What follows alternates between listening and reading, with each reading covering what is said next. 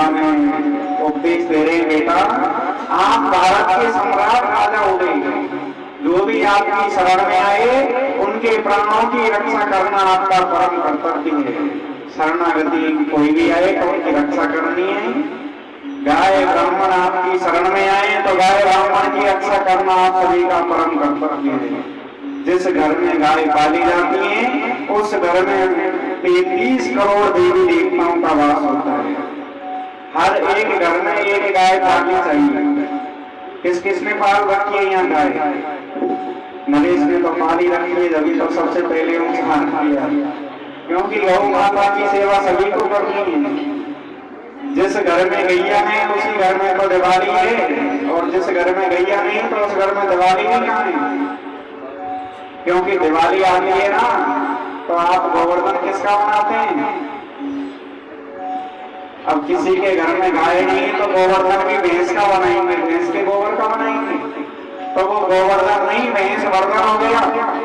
अब गाय के गोबर का गोवर्धन बनाएंगे, वही तो गोवर्धन रहेगा। इसलिए भैंस वर्धन नहीं बनाना है, गाय के गोबर का गोवर्धन बनाना है। और आप श्रीमद् भागवत कथा में भी 5वें दिन की कथा में गोवर्धन बनाएंगे। इसलिए गाय के गोबर से हम स्नान करते हैं ना, पानी में मिलाकर। गाय की हर एक चीज औषधि के रूप में काम करती है। किसी के चेहरा पर जो दाग धब्बे हो जाते हैं ना, मुंसिया हो जाती है, नहीं, गाय के गोबर को पानी में डाल के स्नान करो। कोई दवाई लेने की आवश्यकता नहीं है आपको। आप फेयर एंड लवली लगाते हैं, क्रीम लगाते हैं कि हमारा चेहरा सही हो जाए, इनसे कुछ होने वाला नहीं है। आप गाय के गोबर को पानी में मिलाकर स्नान करो तो गौ माता की कृपा से आपका जितनी भी फुंसियां हैं, चेहरे पर दाग हैं, वो सब साफ हो जाएंगे। जैसे घर में गैया पाली है, उसी घर में सदा दिवाली है।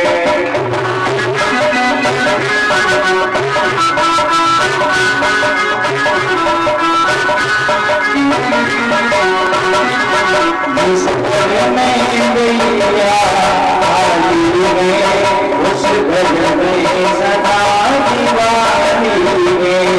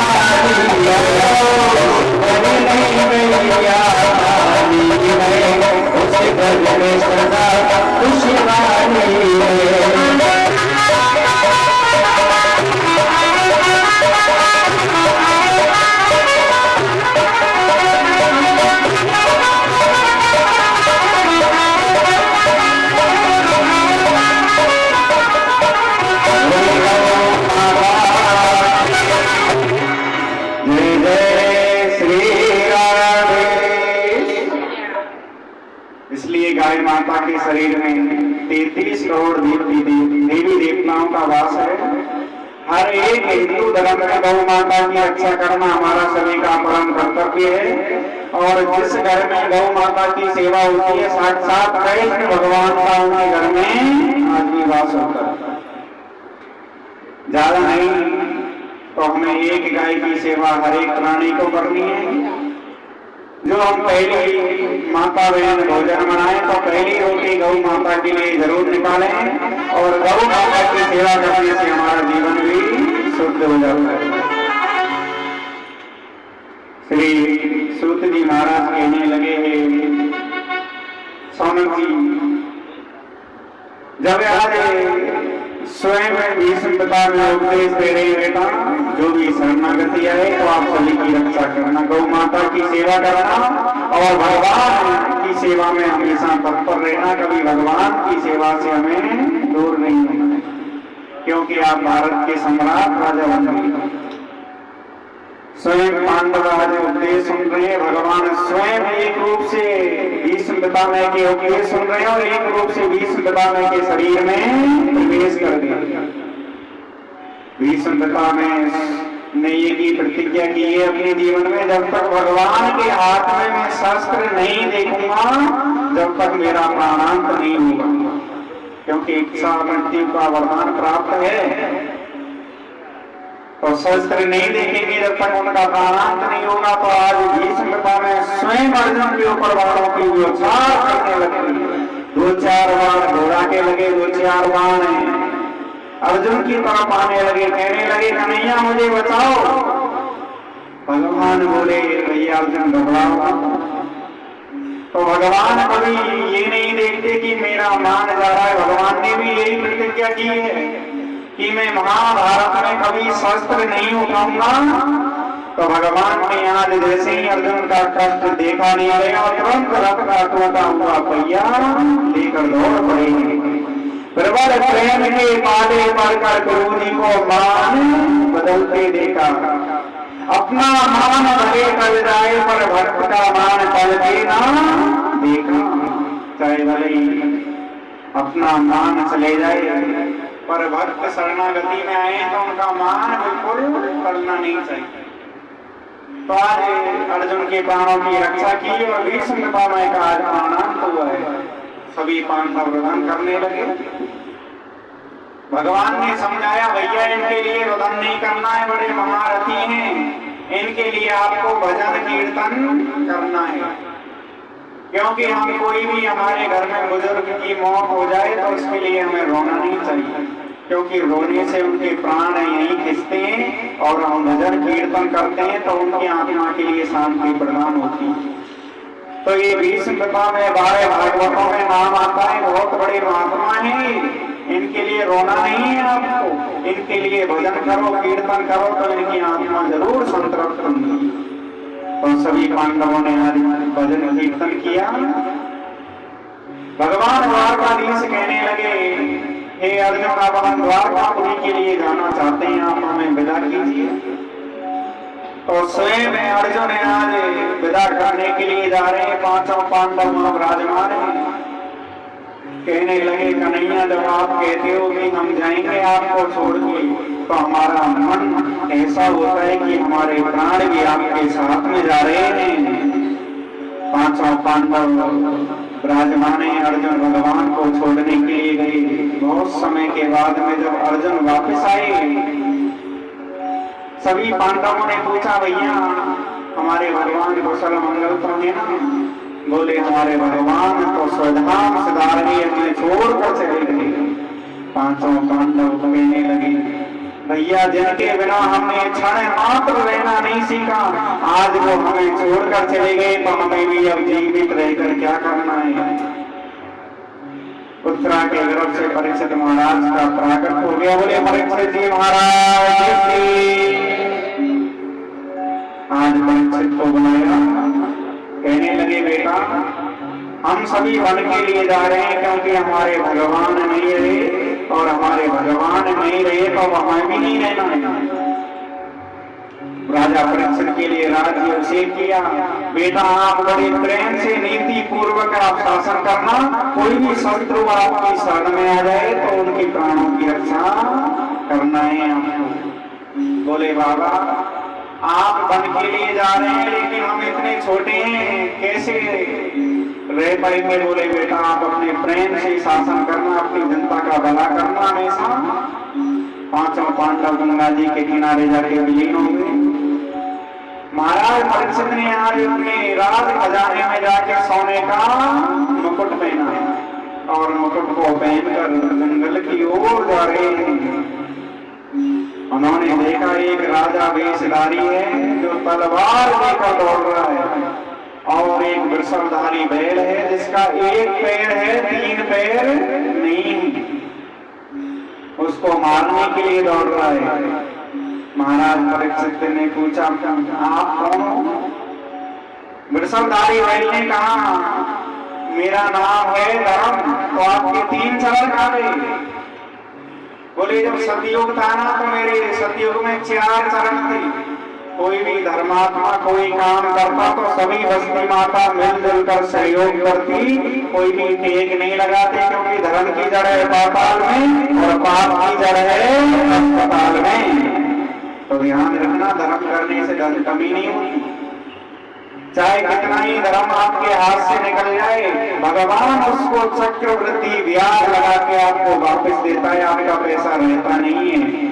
नरसिंह मेहता ने 56 करोड़ की संपत्ति लुटाई भगवान के लिए, तो भगवान ने भी आज स्वयं आकर मायरा बढ़ाए, उनके लिए हुंडियों की भगवान को करनी पड़ी। भगवान किसी का कर्ज नहीं रखते, लेकिन भक्त में होनी चाहिए सामर्थ्य भगवान को समर्पण करने की, क्योंकि भगवान तो यही कहते हैं जहाँ भक्त मेरो पग धरे जहाँ गरु में आ, पीछे पीछे मैं चलूं तो वहां छोड़ूं साथ। भगवान कभी किसी का साथ नहीं छोड़ते, हमेशा भक्तों की लाज रखते हैं। तो महाराज पूछने लगे सतयुग में मेरे 4 चरण थे और सतयुग में जो भी धर्मात्मा धर्म करते तो सभी मिलजुल कर सहयोग करते, आपस में एक दूसरे को खींचते नहीं कि धर्म कर रहे हैं दूसरा रोक रहा है, सभी मिलजुल कर सहयोग करते। उसके बाद में आया त्रेता, तो एक पैर कम हो गया, तो एक पैर कम हुआ तो मेरे 3 चरण रह गए, फिर भी त्रेता भी अच्छा था, सभी मिलजुल कर सहयोग करते। उसके बाद में आया द्वापर, द्वापर युग में भी मेरे 2 पैर रह गए, जो भी काम करते सभी मिलजुल कर ही करते। उसके बाद में आया कलयुग, और कलयुग में तो केवल मेरा 1 चरण है।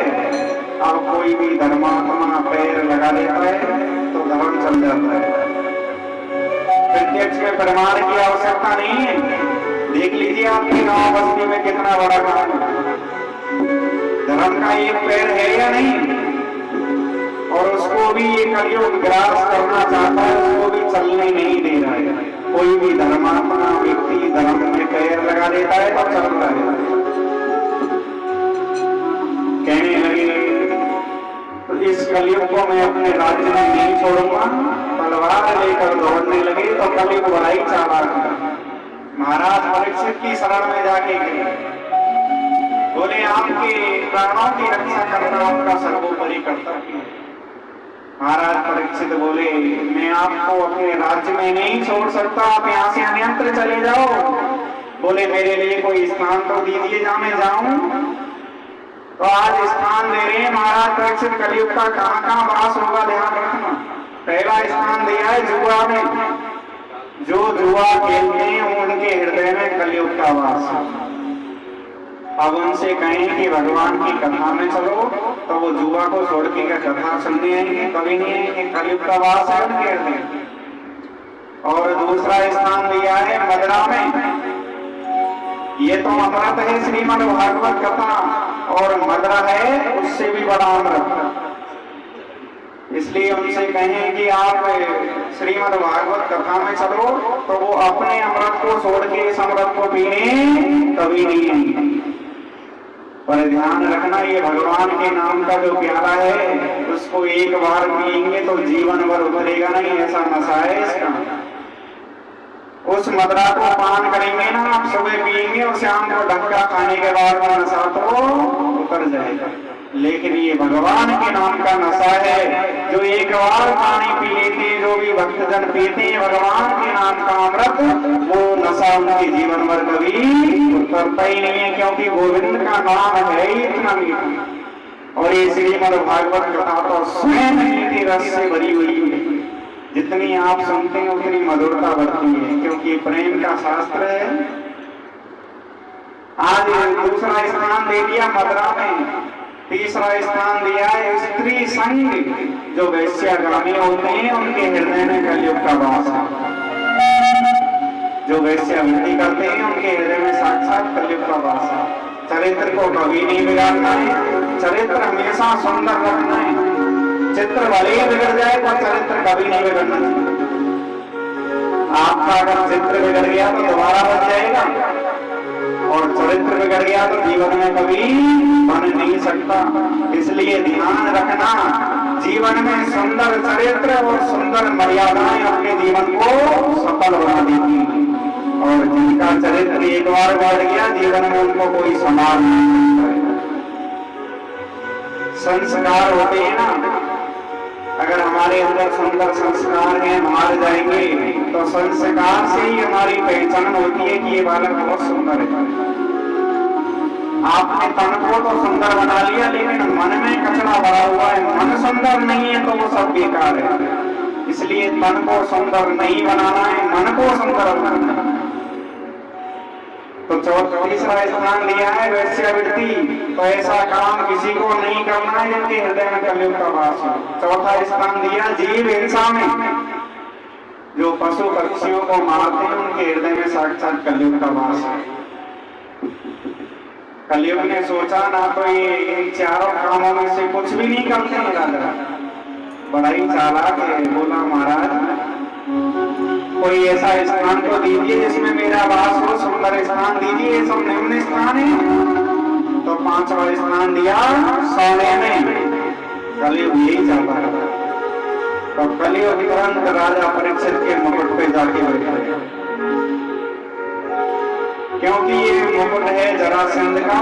जब भीमसेन मार के आए जरासंध को, तो वही मुकुट है आज राजा परीक्षित ने धारण किया है। बाप की कमाई का है।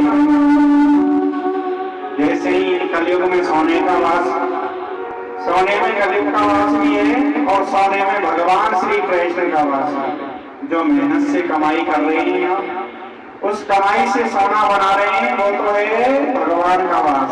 और 2 नंबर की कमाई करके जो सोना बनवा रहे हैं ना, उसमें है कलयुग का वास। अब वो तो जरासंध का मुकुट है, पाप की कमाई का मुकुट है, इसलिए कलयुग विराजमान हो गए। राजा परीक्षित की बुद्धि बिगड़ गई और जंगल की ओर वे उनको प्यास सताने लगी। समिक ऋषि आज भगवान का भजन कर रहे थे। उन्होंने उनसे जल मांगा, हे गुरुदेव आप हमें जल का पान कराइए। लेकिन समिक ऋषि की समाधि लगी हुई है, नेत्र बंद हैं, जल नहीं दिया। तो उन्होंने गुस्से में आके तक्षक सर्प को, मरा हुआ तक्षक सर्प है, तलवार की नोक में लेके राजा परीक्षित के गले में, आज समिक ऋषि के गले में डाल दिया और वहां से चले गए। कुछ देर बाद में उनके पुत्र श्रृंगी ऋषि आए और श्रृंगी ऋषि ने पूछा, हमारे पिताजी के गले में किसने मरा हुआ सर्प डाला है? और जिसने भी मरा हुआ सर्प डाला है, आज से 7 दिन में उनकी मृत्यु इसी तक्षक सर्प से हुई। महाराज समीक ऋषि की समाधि खुली, कहने लगे बेटा ये आपने क्या किया? राजा परीक्षित तो बड़े ही धर्मात्मा राजा हैं, आपने उनको श्राप दे दिया। बोले पिताजी मैं श्राप को वापस तो नहीं ले सकता। तो श्राप वापस नहीं ले सकते तो उनको समाचार तो भेज दीजिए। राजा परीक्षित के पास में समाचार भेज दिया, 7 दिन है और 7 दिन में जो भी उपाय करना है कर लीजिए। कहने लगे रानी से मैं आज आपको एक बहुत आश्चर्यजनक बात सुनाने के लिए जा रहा हूँ। रानी मुझे 7 दिन तक कोई मार नहीं सकता और 7वें दिन के बाद मुझे कोई बचा भी नहीं सकता है। कोई भी व्यक्ति ये कह सकता है कि आज से कल मैं रहूंगा या नहीं, किसी को इस जीवन का भरोसा है? हमारी 24 घंटे में 21,600 श्वास निकलती हैं। एक श्वास जो आज चली गई वो कल दोबारा वापस नहीं आएगी। इसलिए श्वास हमेशा भगवान के ध्यान में लगानी है, व्यर्थ कामों में नहीं लगाना है। तो मैं ये विश्वास से कह रहा हूँ रानी, 7 दिन तक मुझे कोई नहीं मार सकता और 8वें दिन मुझे कोई बचा नहीं सकता है। और ध्यान रखना, सभी की मृत्यु 7 दिन में ही होनी है। आपकी, हमारी, सबकी मृत्यु 7 दिन में होगी, 8वां दिन किसी के लिए नहीं होना है। आज भागवत कथा का दूसरा दिन है, ये 7 दिन में ही कथा पूरी हो रही है, 8वां दिन नहीं बनेगा कथा के लिए। जो कथा 7 दिन में पूरी हो रही है, हमारा आज का दिन गया, कल का दिन गया, 2 दिन गए, वो 2 दिन अब वापस आने वाले है ही नहीं। तो आपकी उम्र के 2 दिन कम हो गए। तो हमें भगवत चर्चा से 2 दिन कम किए तो हमारी उम्र भी कम हो रही है, क्योंकि धर्म करने से उम्र बढ़ती है और पाप करने से उम्र घटती है। तो राजा परीक्षित ने मन में सोचा जंगल के लिए चलना चाहिए। स्वयं जंगल के लिए जा रहे हैं, हाथ में कमंडल नहीं लिया, कोई भी माया को साथ में नहीं लिया और स्वयं खाली हाथ जा रहे हैं। सोचने लगी, भूख लगे तो पानी खाएंगे, प्यास लगेगी तो पानी पिएंगे, लेकिन इस माया को साथ में लेकर बिल्कुल भी नहीं जाऊंगा। और आज स्वयं नदी के किनारे चले गए, जहाँ बहुत बड़ा संतों का आश्रम है। वहाँ एक ही चर्चा है, जिनकी मृत्यु 7 दिन में होनी है, उनके लिए मुक्ति का द्वार क्या है। कोई कहने लगा जप करो, कोई कहने लगा तप करो, किसी को मार दिया। मुक्ति का क्या द्वार है हमारे लिए? आप भी जब बारी बजा के भजन करेंगे, वही एक द्वार है। रोज थोड़ा थोड़ा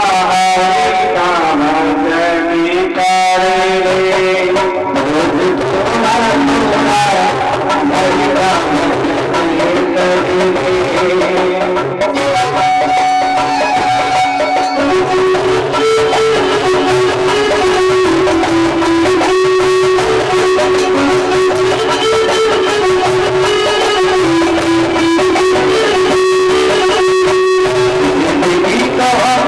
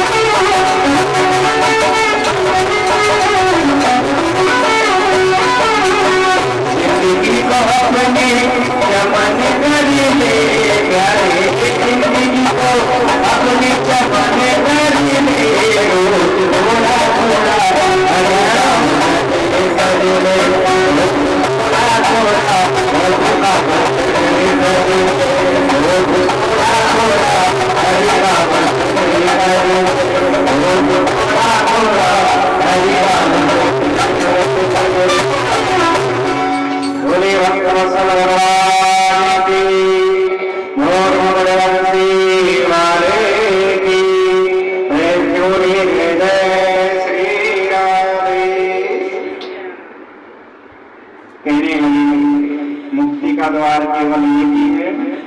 जो आप भगवान की कथा सुन रहे हैं, भगवान के सानिध्य में आए हुए हैं, तो सबसे बड़ा मुक्ति का द्वार यही है कि भगवान की कथा में आप बैठे, भगवान का भजन कर रहे हैं, जिससे आपका मन पवित्र हो रहा है। इससे अच्छा साधन कोई है ही। खूब प्रयास कर रहे हैं, कोई कहने लगा जप करो, भजन करो, तप करो, कोई मार्ग नजर नहीं है। सुखदेव जी महाराज के हृदय में भाव आया, क्यों ना आज हमें राजा परीक्षित के लिए कथा श्रवण कराने के लिए चलना चाहिए। सुखदेव भगवान को कोई निमंत्रण नहीं है कथा करने के लिए, लेकिन उनके मन में भावना हुई कि हमें राजा परीक्षित के लिए कथा श्रवण कराने चलना है। तो स्वयं सुखदेव भगवान अपने आसन से खड़े हो गए, जहां संत मंडली विराजमान है उन सभी के बीच में आके उपस्थित हो गए। बड़े बड़े संत मंडली महाराज परीक्षित उनको देखकर खड़े हो गए और बहुत ऊंचा सिंहासन लगाया। सिंहासन लगा के महाराज परीक्षित ने स्वयं राजा परीक्षित आज भगवान सुखदेव का पूजन किया है। केवल एक प्रश्न किया है गुरुदेव, मैं आपसे एक प्रश्न करना चाहता हूं, जिनकी मृत्यु 7 दिन में होनी है उनके लिए मुक्ति का द्वार क्या है? गुरुदेव सुखदेव भगवान कहने लगे, परीक्षित आपने ये प्रश्न अपने लिए नहीं पूरी समाज के कल्याण के लिए किया है। जिनकी मृत्यु 7 दिन में होनी है उनके लिए एक ही द्वार है, पहले अपने मन को प्रभु चरणों में लगाना। श्वास श्वास पर कृष्ण भज हृदय, श्वास मत कोई ना जाने या श्वास को आवन होगा कोई। आप प्रत्येक परिस्थिति में भगवान को याद करना है। एक श्वास निकल गई तो दोबारा आएगी या नहीं आएगी कोई भरोसा नहीं है। आप अपने जीवन पे ज्यादा भरोसा करते हैं कि हम ज्यादा, हमारा जीवन हमारे वश में है। तो ध्यान रखना, ये आपका शरीर है ना, ये भी आपके वश में नहीं है। ये मन है ना, ये भी आपके वश में नहीं है। अभी आप कथा सुन रहे हैं, आपका मन घर की ओर दौड़ लगाने लग गया तो कथा से तुरंत ये मन घर की ओर चला जाएगा। तो इस जीवन का भी कोई भरोसा नहीं है। और अगर इस मन को भगवान के चरणों में लगाना है तो एक ही काम करना है, आपको सुबह जल्दी उठने की आदत डालनी। ऐसा नहीं कि सुबह 9 बज रहे हैं, सूर्य नारायण भगवान उदय हो गए और आप जब जाके खटिया छोड़ रहे हैं,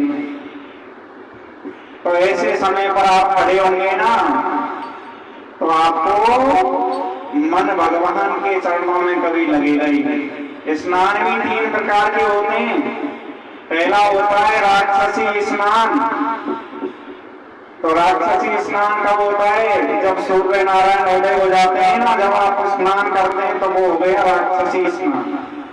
तो उस समय आप स्नान करके पूजा पाठ करोगे तो आपका मन भगवान के चरणों में इतना नहीं लगेगा जितना कि आप ब्रह्म मुहूर्त में लगेगा। और दूसरा होता है मनुष्य स्नान।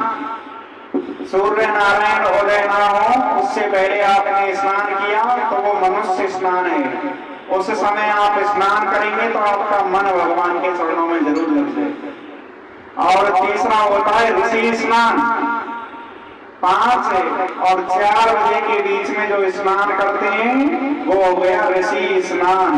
और ऋषि स्नान आप करेंगे और उस समय आप भगवान की सेवा करेंगे तो आपका मन तुरंत भगवान के चरणों में लग जाएगा। सुखदेव भगवान यही समझा रहे हैं, राजन सुबह सुबह उठे और सुबह सुबह उठ करके कम से कम भगवान के मंदिर में लोग प्रणाम करने जरूर हैं।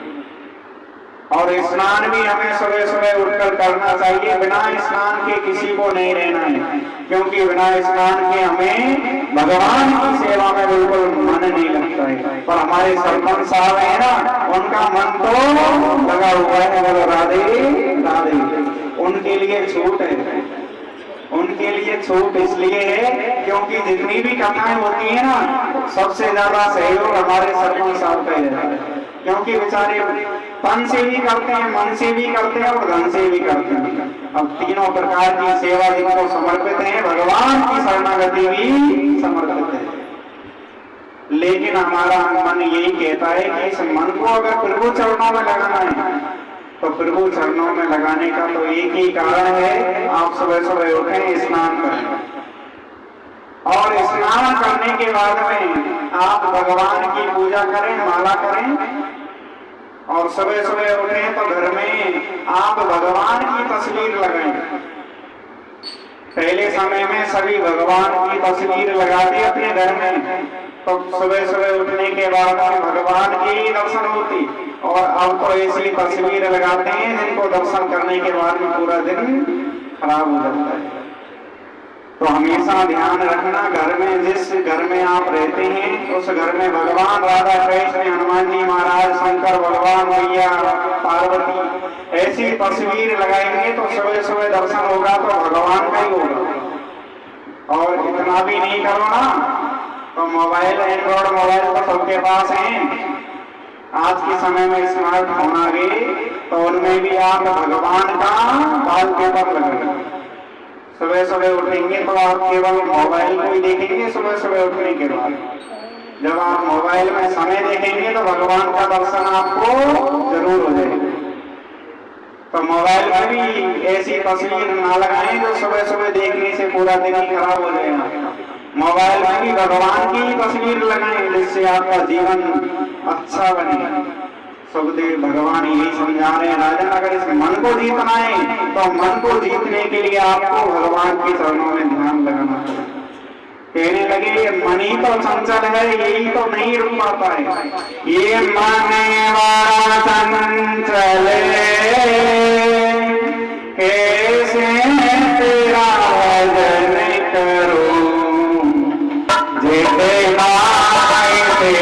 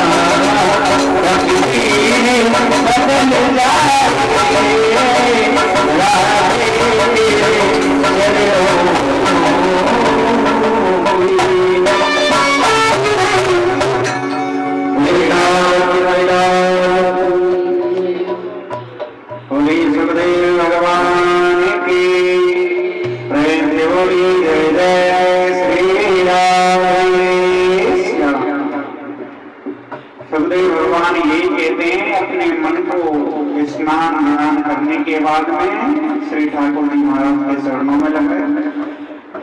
और जो भी माता बहन भोजन बनाए, प्रसाद बनाए, तो ऐसा भाव नहीं रहे कि हम भोजन बना रहे हैं ना, वो हम अपने बच्चों के लिए बना रहे हैं या परिवार के लिए बना रहे हैं। ऐसा भाव रखें जो हम भोजन बना रहे हैं वो ठाकुर जी का प्रसाद बना रहे हैं। और प्रसाद का अर्थ क्या होता है? प्रभु का सीधा दर्शन होना, यही हो जाता है प्रसाद।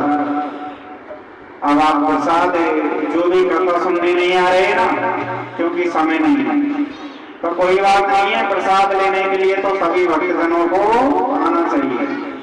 अब जिनको समय है वो भगवान की कथा सुन रहे हैं, ये भी सबसे बड़ा प्रसाद है। ऐसा नहीं कि मुक्ति खाओ और मुक्ति पाओ, मुक्ति खाने से कहीं मुक्ति मिलने वाली नहीं।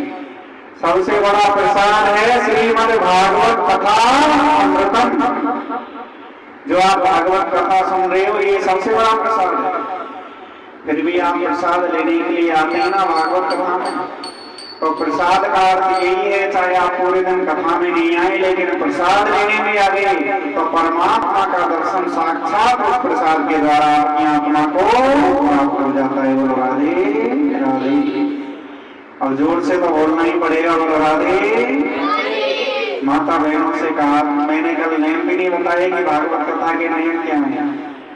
एक समय भोजन करना है ये भी नहीं बताया, फिर भी आप माता बहन जानती हैं, क्योंकि हर वर्ष कथा होती है ना यहाँ, इसलिए भोजन करके नहीं आई है, तो वो जयकारा भी नहीं लगा सकती। भगवान के नाम का इतनी जोर से जयकारा लगाएं, जो यम के दूत यहाँ विचरण कर रहे हैं वो यहाँ से चले जाएंगे। बोले राधे राधे सरकार की, वृंदावन बिहारी लाल की। कम से कम आवाज आएगी, अभी तो यम के दूत भागते जाएंगे। और जिनके कानों में भगवान की आवाज जाएगी, तो वो भी जितनी दूर तक आवाज जाएगी उस जगह को छोड़ के दूर चले जाएंगे। श्री सुखदेव भगवान कहते हैं, हे राजन, इसलिए जो भी हम भोजन बना रहे हैं तो भाव ऐसा रखें कि ठाकुर जी का प्रसाद बना रहे हैं, और ऐसा मन में भाव रहेगा तो वो साक्षात प्रसाद हो जाएगा। और भोजन भी हर एक माता बहन को स्नान करके ही बनाना है, बिना स्नान किए हुए भोजन नहीं बनाना है, क्योंकि आप ठाकुर जी को भोग लगाएंगे तो बिना स्नान किए हुए ठाकुर जी को भोग रुकता ही नहीं। और जो माता बहन स्नान करके भोजन नहीं बनाती है ना, तो वो ध्यान रखना ठाकुर जी को भोग अपने भोजन से मत लगाना।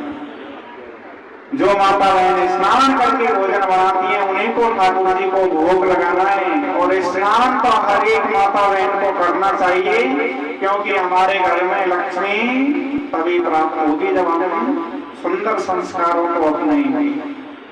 हर एक माता बहन स्नान करके भोजन बनाए, और भोजन बनाने के बाद उसमें लहसुन प्याज भी नहीं डालना है। अब आप सोच रहे होंगे हमारे हारोटी क्षेत्र में तो लहसुन के भंडार भरे हुए हैं, डालेंगे तो सही, क्योंकि बिना लहसुन के सब्जी में आनंद ही नहीं आता है। तो आप सभी किसान हैं, डालते भी हैं तो कोई बात नहीं, लेकिन भगवान को जो सब्जी बनाए ना तो अलग से बनाए, और नहीं बनाए तो कोई बात नहीं, मीठे का भोग लगा दीजिए जिसमें ही भगवान प्रसन्न है। भाव का भोगा हूँ, भाव ही एक सार है, और भाव से बढ़ते दौड़िया हमारे वो राधे। इसलिए प्रेम जरूर करना भगवान से, और प्रेम जिसको भगवान से हो गया उसको भगवान हमेशा पार लगा देते हैं, भाव से ही पार लगते हैं। सुखदेव भगवान यही समझा रहे हैं, ये प्रेम होगा कब? जैसा करोगे संग और वैसा लगेगा रंग। एक महाभारत में बहुत सुंदर कथा है, नलालसा नाम की नारी है, जितने भी पुत्र हुए उन सभी को संत बनाना। राजा ने कहा, देवी जितने भी पुत्र होते हैं ऐसा ज्ञान देती हो सभी संत बन जाते हैं, कम से कम एक पुत्र तो ऐसा छोड़ो जो हमारे राज्य भार को संभाल सके। रानी कहने लगी, अब की बार जो पुत्र होगा उसको हम ऐसा ज्ञान नहीं देंगे कि वो संत बन जाएगा। तो एक पुत्र हुआ जिसका नाम है अलरख।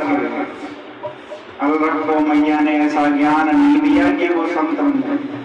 ये माँ चाहे तो बेटे को संत बनाए, और माँ चाहे तो एक नंबर का का डकैत प्रथम गुरु होती है माँ, मातृ देवो भव। प्रथम गुरु कौन है बच्चों की? माँ। और दूसरे गुरु हैं पिता। पिता चाहे तो बच्चों के लिए सुंदर संस्कार दें, और माँ पिता ही संस्कारवान नहीं है तो बच्चे भी कहां से मान बने। तो आज अलग के लिए सुंदर ज्ञान नहीं दिया। राजा रानी वन में तपस्या करने के लिए जाने लगे तो छोटा सा बालक अलग कहने लगा, भैया हम आपके बिना क्षण मात्र नहीं रहते, हम आपके बिना कैसे रहेंगे। तो एक मंत्र लिख दिया ताबीज में, और उस मंत्र को भोज पत्र पे लिख के ताबीज में भर दिया और गले में बांध दिया। बेटा जब भी आपके मन में अशांति हो तो इस मंत्र को पढ़ लेना, आपके मन में शांति जरूर मिल जाएगी। राजा रानी वन के लिए चले गए। छोटा सा बालक अलग बड़े प्रेम से राज्यभार को संभाल रहे हैं। एक दिन उनका मन अशांत हुआ, मन नहीं लग रहा है। छोटे से बालक को अपनी मम्मी की बात याद आई कि हमारी माँ ने कहा है कि इस मंत्र को पढ़ लेना। तुरंत ताबीज खोला और ताबीज खोलकर उस मंत्र को पढ़ रहे हैं तो कितना सुंदर भाव लिखा है भैया ने। संगे सर्वात्मना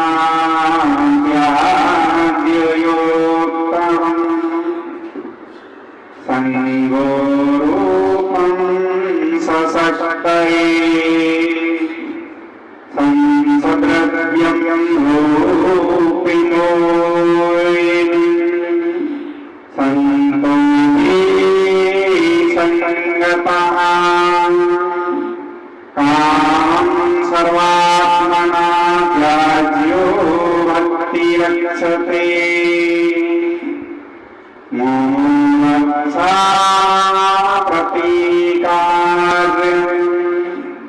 कितना सुंदर भाव लिखा है भैया ने।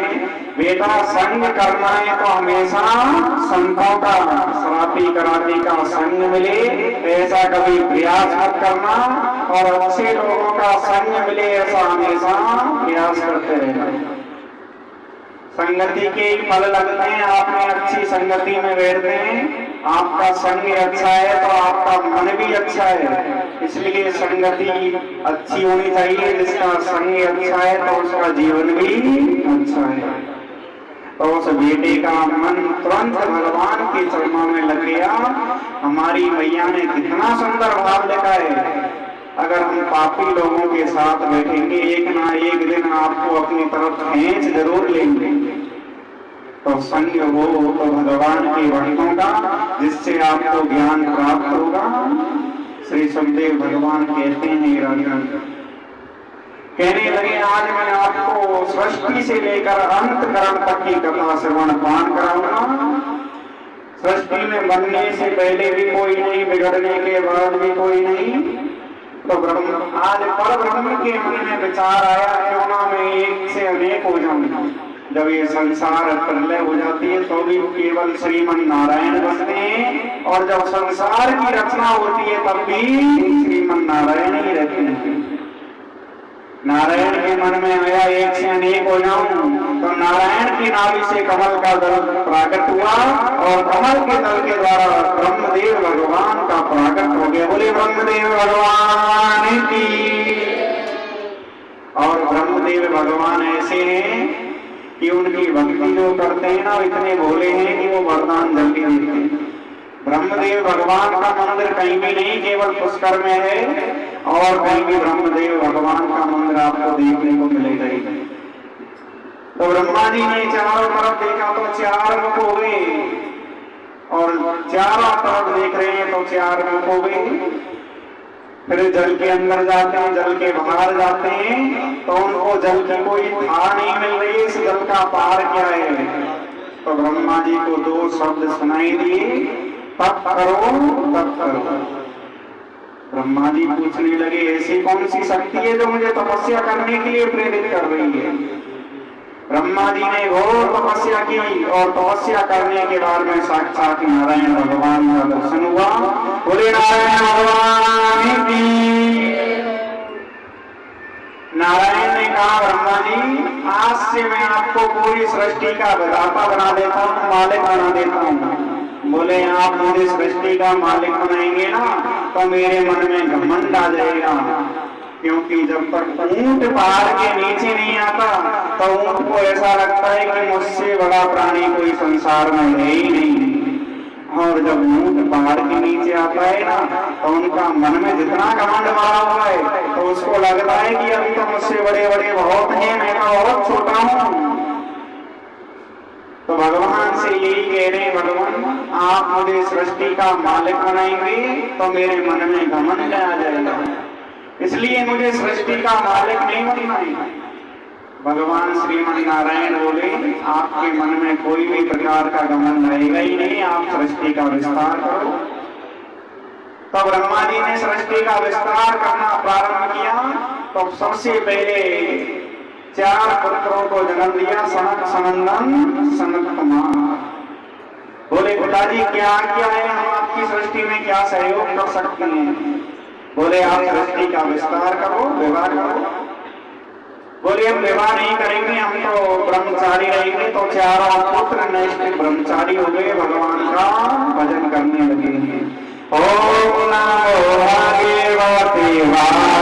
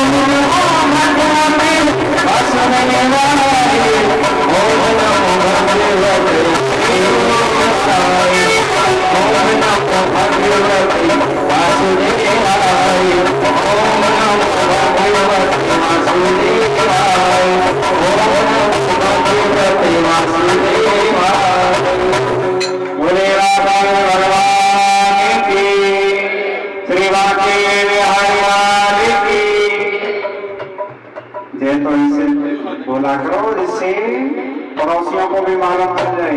इतनी कम जय बोलेंगे ना तो ये पड़ोस में मकान बन रहे हैं, ये भी कथा सुनने नहीं है। कम से कम इतनी दूर से बोलो जो हनुमान जी का मंदिर है ना, उस तरफ से भी कथा सुनने आ जाए। बोले हनुमान जी महाराज की। क्योंकि जहाँ भागवत कथा होती है ना, वहाँ हनुमान जी महाराज का भी पैरा रखता है।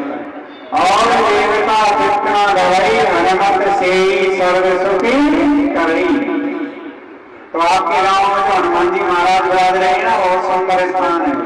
इधर तो ठाकुर जी महाराज हैं, जो ठाकुर जी के पड़ोसी हैं वो तो सब कथा सुन रहे, क्योंकि ठाकुर जी से प्रेम है ना उनको।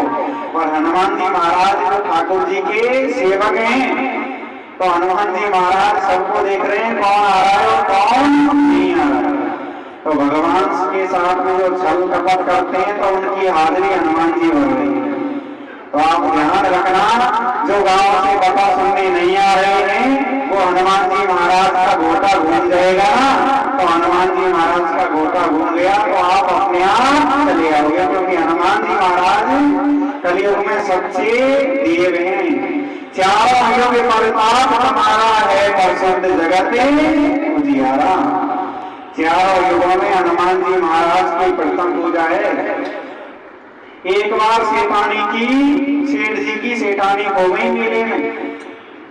तो सेठ जी की जब सेठानी हो गई ना, तो सेठ जी व्याकुल हो गए कि मेरी पत्नी चली गई, अब भोजन कौन बनाएगा। जब पत्नी उनके पास में ना रहे ना, जब ये माता बहन पियर चले जाते हैं तो इन पतियों का भी जीना दुर्लभ हो जाता है। हाथ से रोटी बनाओ, हाथ से बर्तन साफ करो, सब काम हाथ से ही करना पड़ता है। कोई बात नहीं, सब साफ तो बुला लेंगे वापस। और सेठानी हो गई, सेठ जी बेचारे बड़े परेशान की सेठानी थी तो हमें समय से भोजन मिल जाता। तो राम जानकी का मंदिर है, राम जानकी जी के मंदिर के जो पंडित जी हैं सेवा करते हैं, उन्होंने पूछा सेठ जी दुखी क्यों हुआ।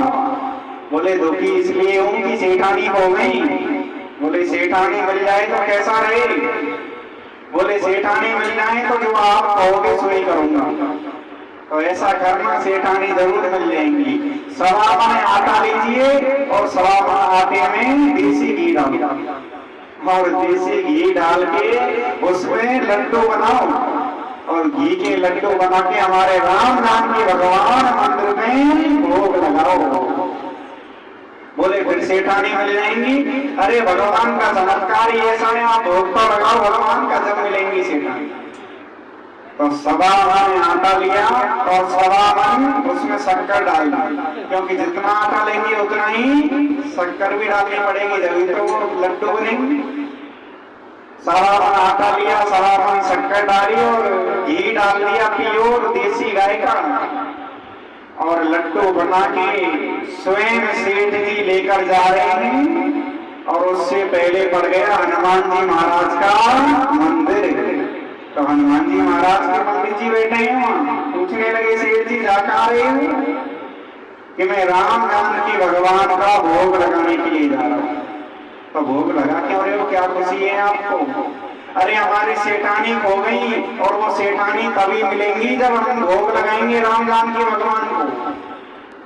हनुमान जी के पंडित जी बोले जरा एक विचार करो आप, जब भगवान राम की सीता जी खो गई, जब भगवान राम उनका पता नहीं लगा पाए, उनका पता भी हमारे हनुमान जी लगा के लाए, तो आप भगवान राम के मंदिर में भोग लगाएंगे तो सेठानी कहां से मिलेंगी। लगाओ हमारे हनुमान जी को भोग। हनुमान जी को भोग लगाएगा। कहने लगे सेठ जी परिक्रमा लगाओ हनुमान जी की चारों तरफ। तो परिक्रमा लगाने लगे तो सेठानी परिक्रमा में ही बैठी मिल गई। राधे राधे। क्योंकि हनुमान जी महाराज की कृपा जिस पर बरस जाए और हनुमान जी का गोटा जिसके ऊपर घूम जाएगा तो हनुमान जी महाराज से कोई बच नहीं सकता है। और जहाँ भागवत कथा होती है ना, वहाँ भी हनुमान जी महाराज का पहरा होता है, क्योंकि ये भगवान श्री कृष्ण और भगवान श्री राम की कथा है। और जहाँ राम की कथा हो, भगवान कृष्ण की कथा हो, हनुमान जी दूर जा ही नहीं सकते। बोले हनुमान जी महाराज की। और कैसे घूमेगा हनुमान जी का गोटा रवि जी।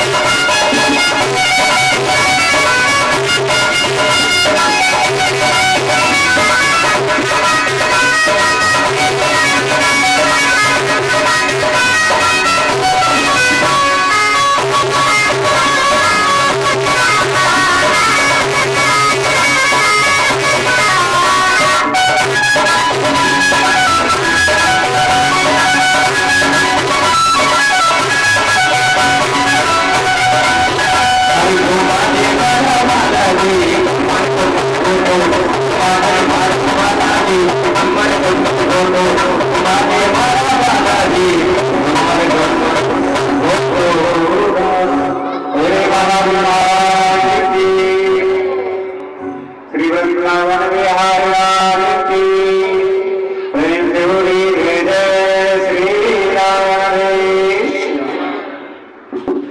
सुखदेव भगवान कहते हैं मेरा मन में भाव सुंदर होना चाहिए।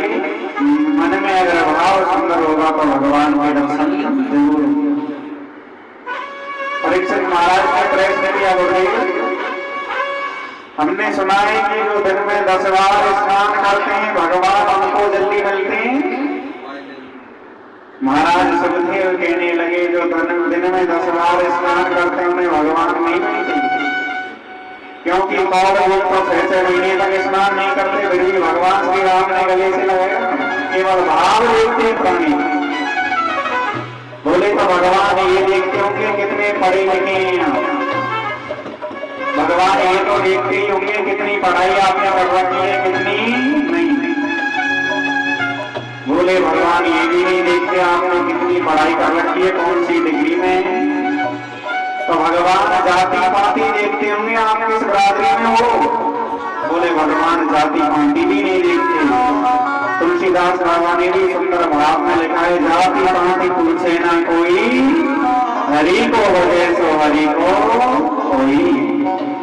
जो प्रेम से गोविंद को गाते हैं ना तो भगवान जाति बरादरी भी नहीं देखते, केवल भाव को देखते हैं। क्योंकि जब भगवान परीक्षित बोले भगवान विस्तार से बताइए, जब राजा पांडवों के साथ कौरव न्याय कर रहे थे, लाक्षागृह में जलाने का षड्यंत्र रच रहे थे, फिर भी विदुर जी तो दासी पुत्र है ना, फिर वहां भगवान कैसे आएगा।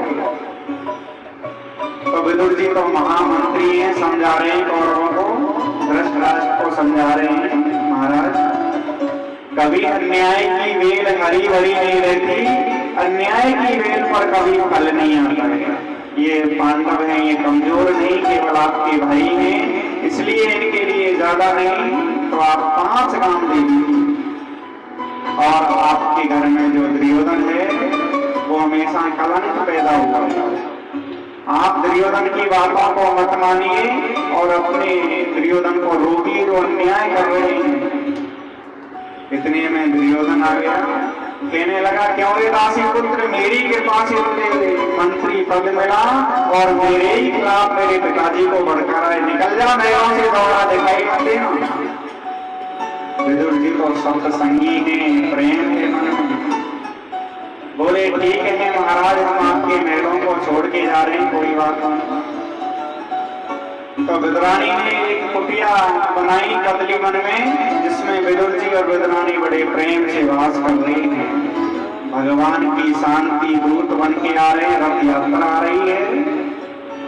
विदुरानी कहने लगी महाराज हमारे पास मंत्री पद तो रहा नहीं और भगवान शांति दूत बन के आ रहे हैं। दुर्योधन ने हस्तिनापुरी को दुल्हन की भांति सजा दिया, बंदर बार लगाए, गुब्बारे आ गए कि आज हमारे भगवान आएंगे और फूल बिछा रहे हैं, क्योंकि भगवान के लिए आप फूल बिछाएंगे तो आपके जीवन में फूल की जैसा जीवन होगा। और जब आप कांटे बिछाएंगे रास्ते में तो आपको भी कांटों का सामना करना पड़ेगा। भला किसी का करना सको तो बुरा किसी का मत करना, और फूल बनकर रहना सको तो कांटे बनकर मत रहना। अगर आप किसी के लिए अच्छा नहीं करो तो कोई बात नहीं, लेकिन मेरा इतना सा निवेदन है किसी के साथ बुरा तो मत करना। जितना हो सके आप अच्छा ही करना, और अच्छा ही जीवन में काम आने वाली चीज है। श्री सुखदेव भगवान ने कहा कि हमारे पास जो मंत्री पद है वो तो नहीं रहा, कोई बात नहीं, लेकिन भगवान ने एक नजर करके हमारी ओर देख लिया, फिर भी हमारा जीवन धन्य हो जाएगा। तो भगवान शांति दूत बन के आए, लाखों नर नारी पुष्पों की वर्षा कर रहे हैं, देवता लोग पुष्प बरसा रहे हैं भगवान के ऊपर, लेकिन भगवान पर जो पुष्पों की वर्षा कर रहे हैं उनकी तरफ नहीं देखा, और 100 से पीछे विदुर जी खड़े उनकी तरफ देख रहे हैं। विदुर जी को ऐसा लग रहा है कि मुझसे बात कर रहे हैं भगवान साक्षात। दुर्योधन ने बहुत कपटपूर्ण सिंहासन लगाया। भगवान बोले दुर्योधन मैंने आपसे कभी दुर्योधन नहीं कहा, मैं हमेशा सुयोधन कहता हूँ आपको, क्योंकि आप अच्छे बेटे हो। पांडव आपके भाई हैं ना? बोले हाँ। तो आप पांडवों के लिए केवल ज्यादा नहीं मांग रहा हूं मैं आपसे, 5 गांव उनके लिए निवास करने के लिए दे दीजिए, जिसमें वो लालन पालन करेंगे। बोले नहीं केसर सुई की नौक के बराबर जगह नहीं दूंगा जब तक युद्ध नहीं होगा। भगवान कन्हैया कहने लगे दुर्योधन नानी से कहानी सुनी होंगी, युद्ध होता क्या है, कितनी नारी विधवा हो जाएंगे, कितने बालक अनाथ हो जाएंगे। बोले नहीं नहीं ये सब बिना युद्ध के कुछ नहीं है। बिना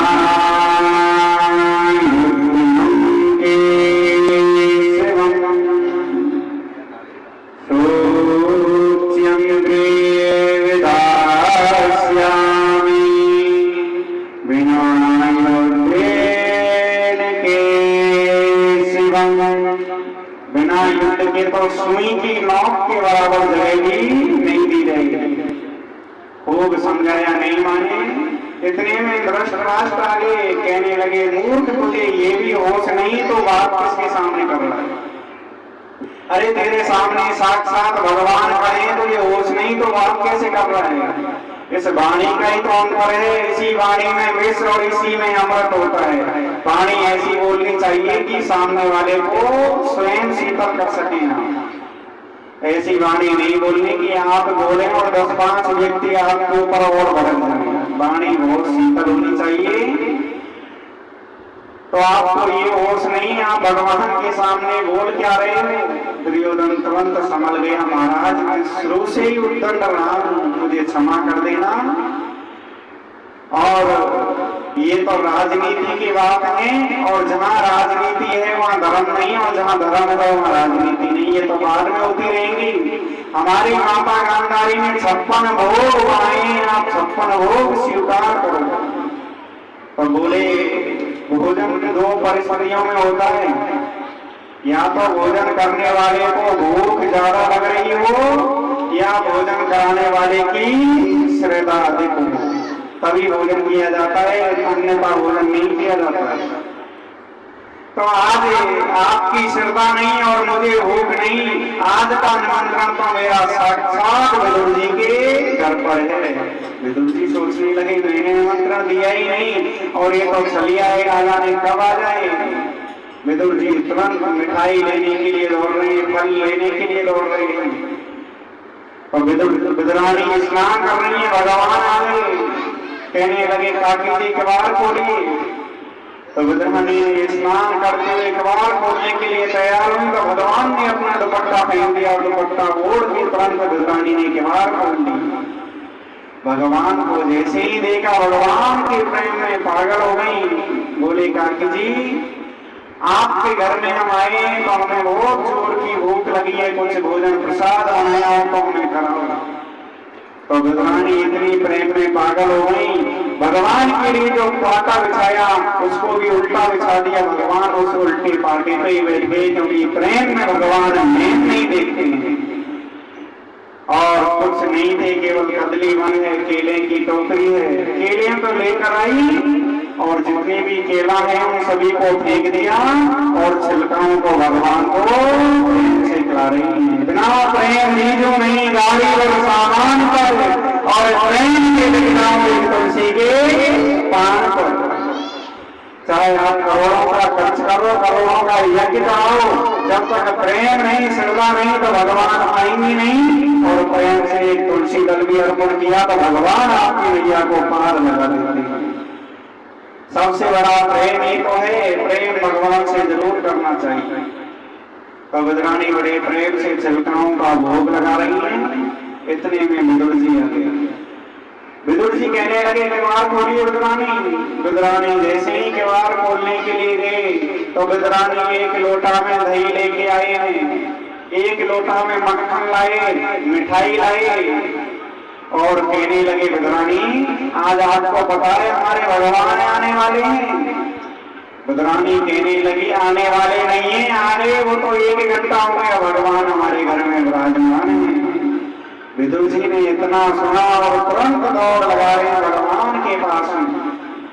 भगवान के पास में आए तो विद्रानी के देखा है कि केला सब एक तरफ पड़े और छिलका एक भी नहीं है। पूछने लगे देवी छिलका कहाँ है?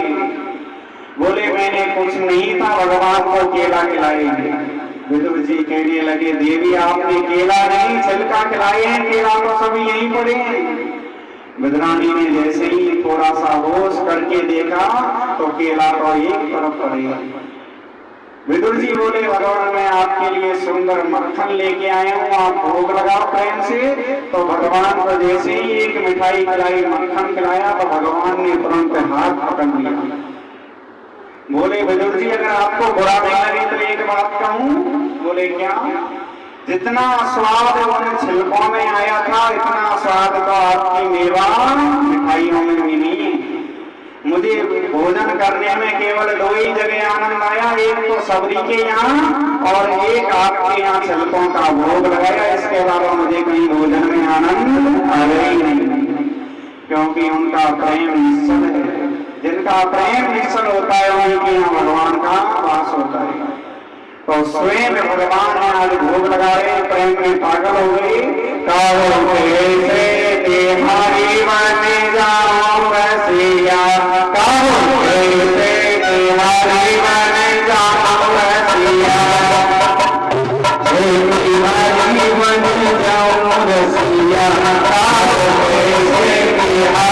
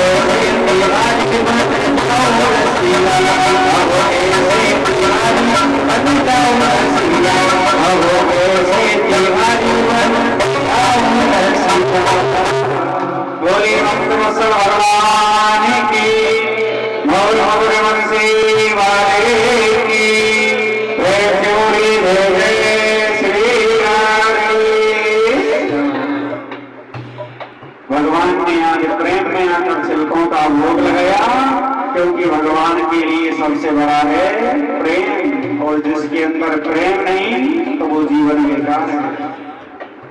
और अभी भागवत कथा की आरती होगी, और आज के यजमान थे श्रीमान कन्हैया लाल जी मीणा, और जो कल यजमान बनना चाहते हैं, जो भी भागवत कथा की आरती का पुण्य प्राप्त करना चाहते हैं, तो यहाँ आकर अपना नाम बता सकते हैं और पुण्य प्राप्त कर सकते हैं। सभी के लिए अवसर है, क्योंकि सभी ग्रामवासियों के सहयोग से श्रीमद् भागवत कथा का शुभारंभ हुआ है, और सभी ग्रामवासी यहाँ भागवत कथा में आकर अपना पूजन करवा सकते हैं, श्रवण करने आ सकते हैं। सभी के लिए अवसर है। और अभी भागवत कथा के लिए जो आज के मुख्य यजमान हैं श्रीमान कन्हैया लाल जी मीणा आरती के लिए पधारेंगे, और कल होगा भगवान शंकर का विवाहोत्सव। कल की कथा में शंकर भगवान के विवाहोत्सव में सभी भक्तजन अधिक से अधिक संख्या में पधारेंगे, और कल भगवान शंकर का विवाहोत्सव का आनंद आप प्राप्त करेंगे। बोलिए भागवत भगवान की। आज के जो मुख्य यजमान है वो आरती के लिए पधारेंगे।